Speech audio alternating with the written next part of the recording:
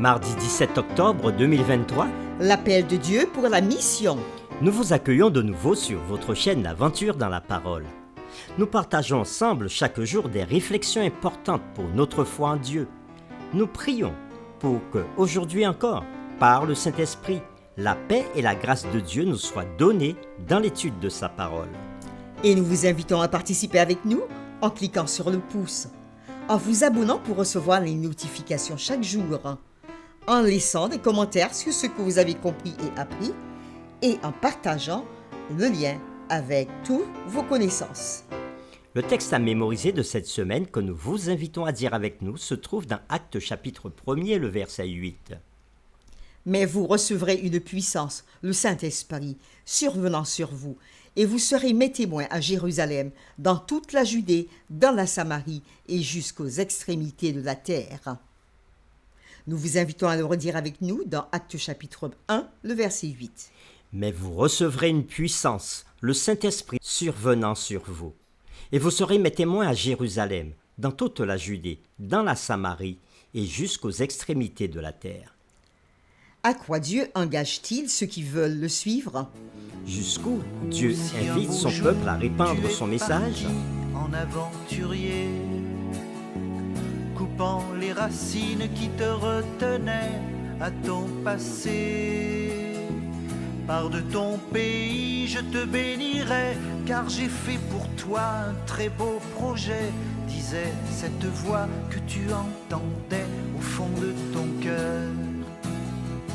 On dit que partir c'est mourir un peu, partir c'est mourir un peu, mais s'en aller pour chercher Dieu, c'est trouver la vie. Les réflexions de cette semaine nous aideront à répondre à ces questions et aujourd'hui, nous le ferons avec la séquence L'appel de Dieu à Abraham.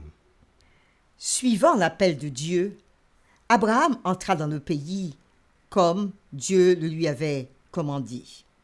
Cependant, déjà dès le début, les choses ne semblaient pas aller très bien pour lui. Il était arrivé à un endroit indiqué par Dieu, mais selon la Bible, il est dit dans Genèse chapitre 12, le verset 16, les Cananéens étaient alors dans le pays. Des païens, connus pour leur cruauté et leur violence. Il n'est pas étonnant que, juste après qu'Abraham soit arrivé, le Seigneur lui apparut et lui dise, dans Genèse chapitre 12, le verset 7, « Je donnerai ce pays à ta postérité. » Il ne fait aucun doute qu'Abraham eut besoin de ces encouragements.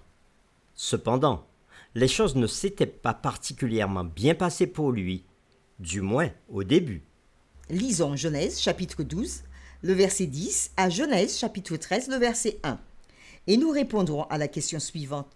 Que lui était-il arrivé ensuite et quelles erreurs cet homme de Dieu avait-il commises? Il y eut une famine dans le pays et Abraham descendit en Égypte pour y séjourner, car la famine était grande dans le pays. Comme il était prêt d'entrer en Égypte, il dit à Sarai, sa femme, « Voici, je sais que tu es une femme belle de figure. Quand les Égyptiens te verront, ils diront, c'est sa femme, et ils me tueront et te laisseront la vie. Dis, je te prie, que tu es ma sœur, afin que je sois bien traité à cause de toi, et que mon âme vive grâce à toi. » Lorsque Abraham fut arrivé en Égypte, les Égyptiens virent que la femme était fort belle. Les grands de Pharaon la virent aussi, et la vantèrent à Pharaon. Et la femme fut emmenée dans la maison de Pharaon. Il traita bien Abraham à cause d'elle, et Abraham reçut des brebis, des bœufs, des ânes, des serviteurs et des servantes, des ânesses et des chameaux. Mais l'Éternel frappa de grandes plaies Pharaon et sa maison au sujet de Sarai, femme d'Abraham. Alors Pharaon appela Abraham et dit, « Qu'est-ce que tu m'as fait? Pourquoi ne m'as-tu pas déclaré que c'est ta femme? Pourquoi as-tu dit, c'est ma sœur?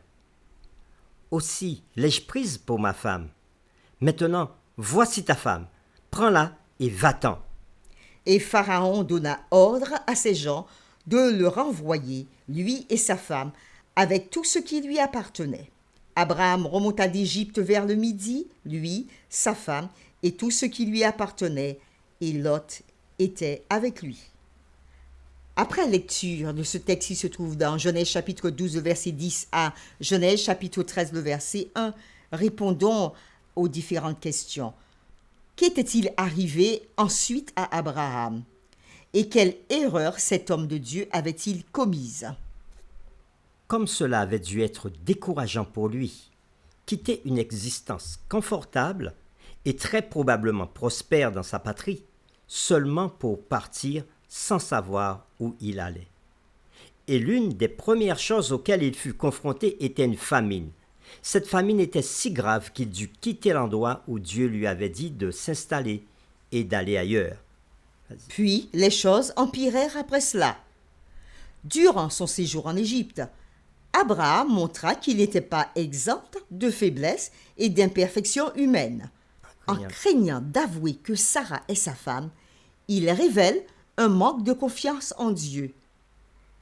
Il subit une éclipse de sa foi sereine et du noble courage qui apparaît si souvent dans sa vie. Ce manque de foi fait courir un grand péril à Sarah, car le roi d'Égypte, informé de la beauté de celle-ci, l'a fait enlever et emmener dans son palais, dans l'intention d'en faire sa femme. Mais des jugements divins qui frappent la famille royale protègent l'épouse du patriarche. Personne n'a jamais dit que l'œuvre missionnaire était facile. Et en étant trompeur, Abraham n'avait fait qu'empirer les choses. Heureusement, Dieu est un Dieu de patience et il n'avait pas rejeté son serviteur à cause de son erreur, qui malheureusement ne serait pas la seule qu'Abraham ferait. Comme il est réconfortant de savoir que même malgré nos erreurs, si nous nous accrochons au Seigneur dans la foi et la soumission, comme Abraham l'avait fait, non seulement nos erreurs, nos péchés et nos fautes peuvent être pardonnés, mais aussi le Seigneur peut toujours nous utiliser pour la mission. Pour terminer, réfléchissons à cette question. Quelles leçons pouvons-nous tirer de l'histoire d'Abraham en Égypte? Prions ensemble. À toi la gloire, à toi l'honneur, à toi la puissance. Et nous voulons nous incliner devant toi, notre Dieu, notre Père, celui qui nous aime. Et tu l'as démontré à travers la vie d'Abraham. Tu as appelé cet homme à te servir, mais cet homme était un pécheur. Et malheureusement, confronté aux difficultés de la vie, confronté à la famine, il s'en alla en Égypte pour pouvoir sauver sa famille, mais là, il commit une grave erreur en essayant de tromper pour pouvoir survivre. Seigneur, malgré cette erreur, cette tromperie, tu n'as pas abandonné ton serviteur. Pharaon ayant pris sa femme, tu n'as pas laissé Abraham repartir de ce pays sans son épouse. Toi-même, tu es intervenu auprès de Pharaon, tu lui as révélé les choses et tu as permis que le foyer d'Abraham soit sauvé, car c'est par là que tu devais accomplir ta promesse. Alors Seigneur, nous aussi qui vivons au XXIe siècle, nous sommes des hommes imparfaits, mais tu veux nous utiliser comme Abraham pour accomplir ta mission.